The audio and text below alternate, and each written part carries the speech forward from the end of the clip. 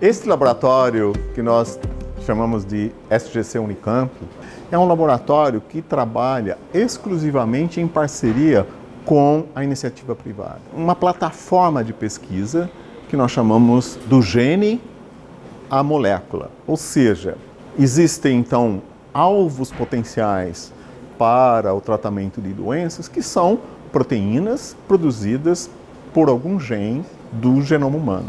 Então, este laboratório é capaz de isolar esse gene, clonar o gene, produzir a proteína, descobrir pequenas moléculas que interagem com essa proteína e, a partir disso, então, desenvolver o que nós chamamos de um programa de desenvolvimento de uma molécula específica que atua numa proteína que, eventualmente, está associada a uma doença.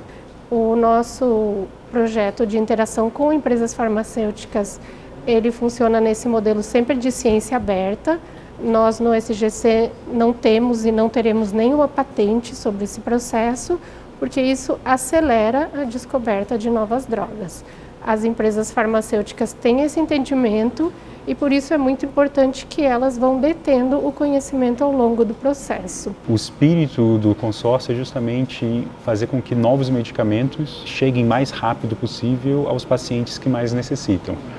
Então, o câncer é uma área que a gente atua, mas a gente também atua em doenças negligenciadas tropicais e doenças infecciosas emergentes.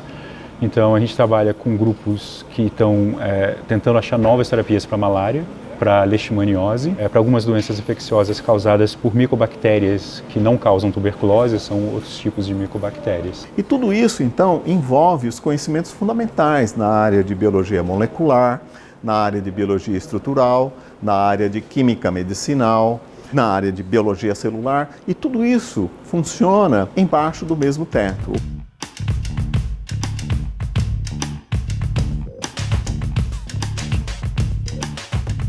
Aqui no Structural Genomics Consortium, que é um centro de química medicinal, o nosso fluxo de trabalho funciona da seguinte maneira. Junto com grupos acadêmicos ou com empresas farmacêuticas, nós escolhemos as proteínas-alvo que têm relação com doenças humanas.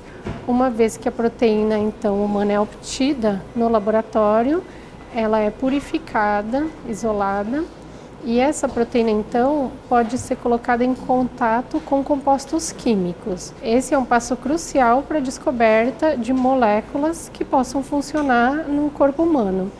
Então, as proteínas sintéticas, a gente, bem dizer, simula, né, no laboratório a sua ligação com compostos químicos desenvolvidos aqui ou recebidos de outros grupos de trabalho.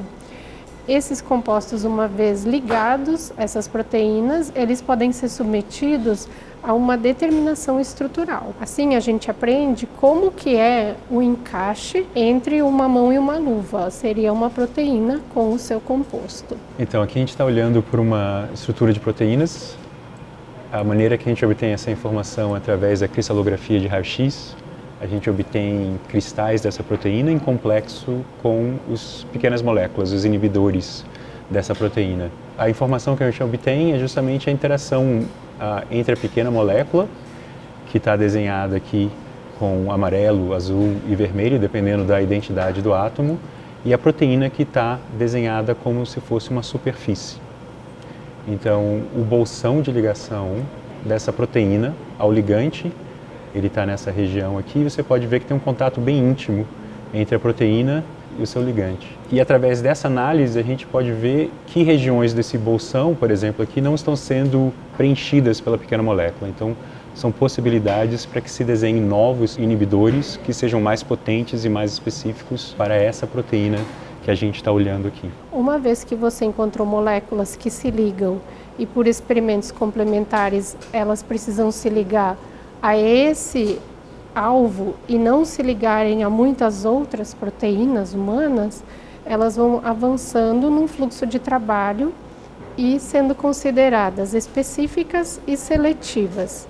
Essas moléculas, então, mais refinadas, recebem a denominação de sondas químicas. As sondas químicas são, bem dizer, precursores de medicamentos.